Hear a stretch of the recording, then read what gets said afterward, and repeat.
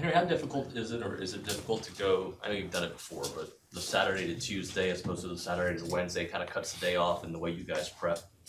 It's difficult for sure. You know, that extra day, for the body, for the mind helps a lot. But you know, we've had this rep a good amount of times this season, and I think guys have responded well. Yesterday, have a little bit of film, walk through plays and things like that. So nothing really taxing on the body. Coach calls it a mental day. But today, you know, it's going to be a difficult practice. We're going to get after it. We're going to, you know, have a Texas A&M basketball practice, a Coach Buzz practice. So, you know, we'll be ready. Henry, it seems like you guys as a team have done a really good job of just focusing on the next game. So with that said, do y'all allow yourselves to start thinking about, you know, what, that, like a SEC championship is actually a realistic goal now, or is it something you can talk about? Coach talks about going 1-0, so we're not even really focused on tomorrow too much. We have to go 1-0 at practice today. We have to have a good film study. We have to have a good, you know, prep for practice. We have to have a good pre-practice, and we have to have a really good practice. So we have to go 1-0 today. It'll be our second rep, you know, kind of learning Tennessee. We learned a little bit about them yesterday. This will be our second rep, and it's live action, so it's going to be, you know, really good for the guys and stuff at practice. But we have to keep going 1-0 today, and then when tomorrow morning comes, we have to go 1-0 in shoot around, and after shoot around, we have to go 1-0 in the game. So we just have to keep focusing on right now and don't think too much ahead. I know Dexter got here later than a lot of the guys who transferred in because of that internship. What was it like from your experience to watch him catch up and how quickly he was able to do that?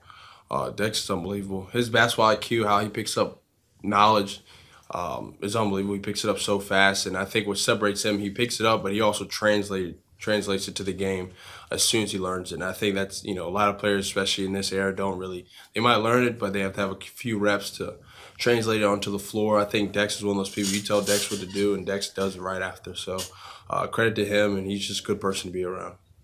Okay. Kind of to that end, we were talking with Dexter about sort of being able to take away the plan A for teams. Y'all were able to force Mizzou into like 5 shot clock violations, I think, something like that. And, you know, he's talked about it, Coach talked about the work the coaches do with the prep and giving you guys the information. But why do you think it is y'all are able to execute it so well? I would say it's a huge credit to our blue team. Some of the guys on the walk-on scholarships and stuff like that, they've done an unbelievable job of kind of buying into what we do and kind of giving us real reps at practice. I know for me, I'm one of those guys, man, when I see it live action, when I see it, you know, I'm in the kind of the game, in the practice, helps me get a better rep. I know what's happening, what's going on. And I think those guys have just done an unbelievable job of, you know, giving us real reps at practice of how Missouri is going to play, how Tennessee is going to play.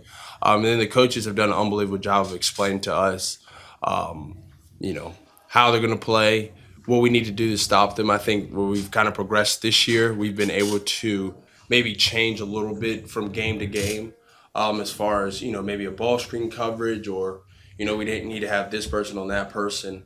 Last year we weren't able to kind of pick stuff up as quick. I think this team is, you know, people are older now. People have a second rep of doing this, and so I think, you know, us changing from kind of game to game and being able to execute it is, you know, it's had a lot of success within it. Wade Taylor was named the Player of the Week this week. Can you just kind of talk about the importance he plays on this team? And it seems like he makes everybody a little bit better. Yeah, it's no surprise. I think Wade's worked his tail off this year. Even last year he worked his tail off, but this year he's been, you know, unbelievable, you know, basketball player. But I think where Wade's taking an improvement, like you said, is him making people around him better. It's more of an off the floor thing. Wade's always one of those people who's talking to you.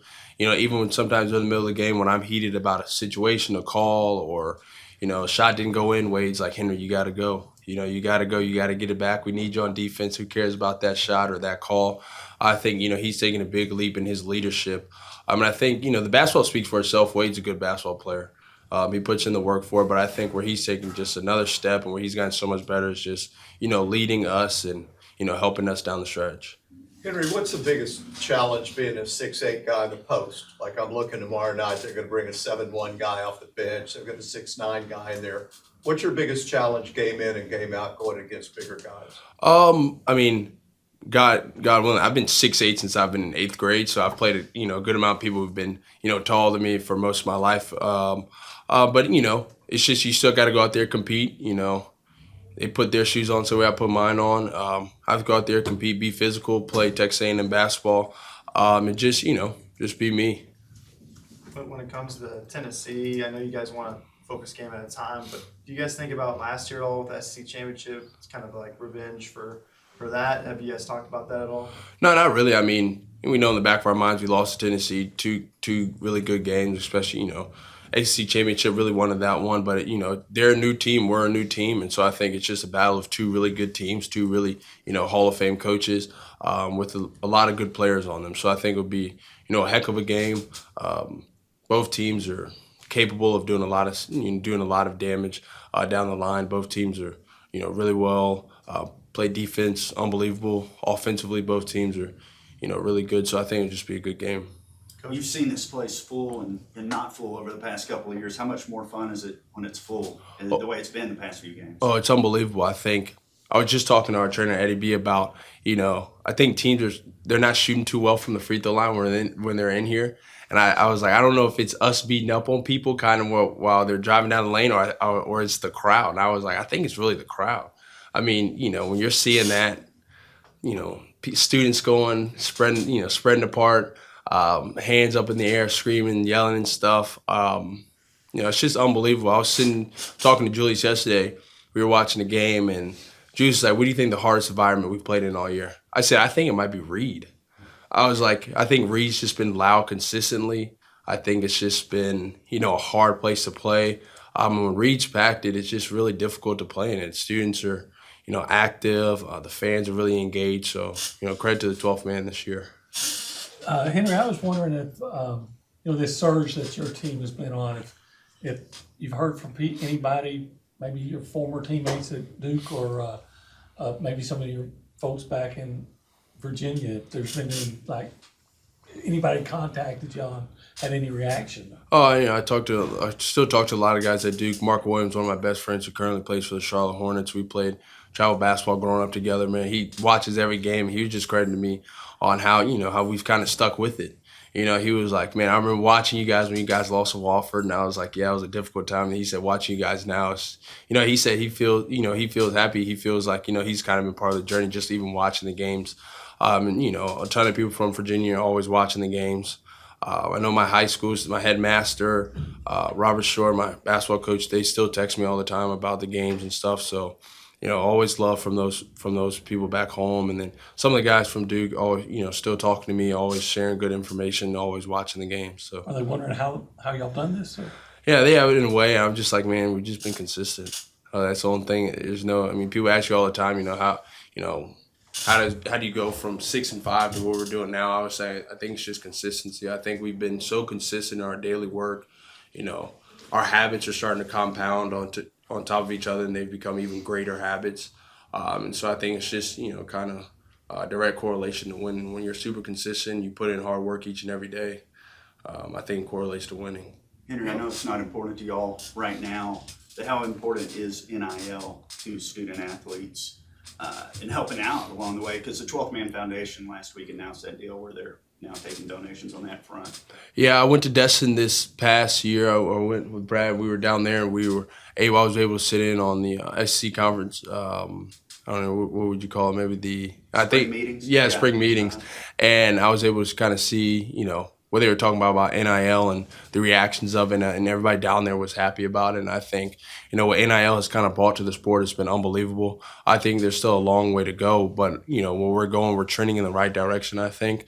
And I think, what Brady did, I talked to Brady earlier this week and Mike Smith about the new deal within the 12th Man Foundation. I think it's unbelievable. I don't think there's any school in the SEC or any school in the country doing what we're doing right now. And I think, Ross has handled it the right way. Everybody in compliance has handled it the right way. And I think it's just been, kind of a smooth transition, especially for, student athletes. We have so much else going on a day-to-day basis. I think, like I said, compliance and Ross, the programs around here that have set it up for it to be a lot easier have helped a lot.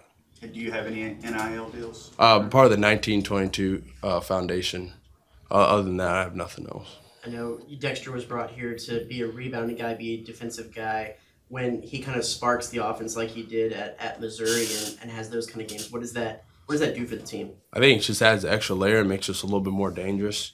I think Dexter has the potential to do that every game. I think even sometimes he chooses almost kind of not to do it because he's, trying to get everybody else involved. But when Dexter's doing that, playing defense and being a heck of a rebounder, I think it just makes us a little bit more dangerous as a team. Henry, you talked about the fact that you want to go 1-0, but honestly, do you not look at the standings at all and see where you guys are at with 2.5 weeks to go or so? I mean, not much. I know for myself, I've kind of tried to stay off social media as much as possible. I know sometimes you're watching a game on SportsCenter and you see something at the bottom line.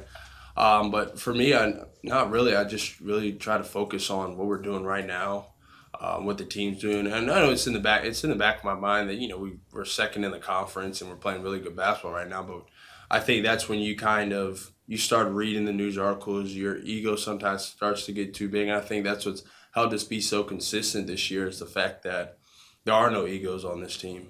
There's no egos within the coaches. Everybody's playing in the same field. Everybody has a common goal of, winning each game. I think that's just what's made us a strong team this year. From a confidence standpoint, was there a particular game or a particular stretch where, after the break, it kind of gave you the sense that instead of if we do all these things well, we might be able to come out with a win here. You started to kind of transition to if we do these things, we should be able to come out with a win and start to expect these positive results. Yeah, I think it started within our practices. I thought we were just having a lot better practices. I thought we were competing at a high level each and every day.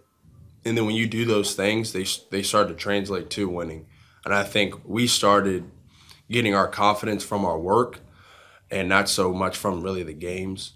The games were just a result from our work. So it was just our, what we were doing each and every day. And I think we got we got our confidence from our work then. Thank you. Thank you, Henry.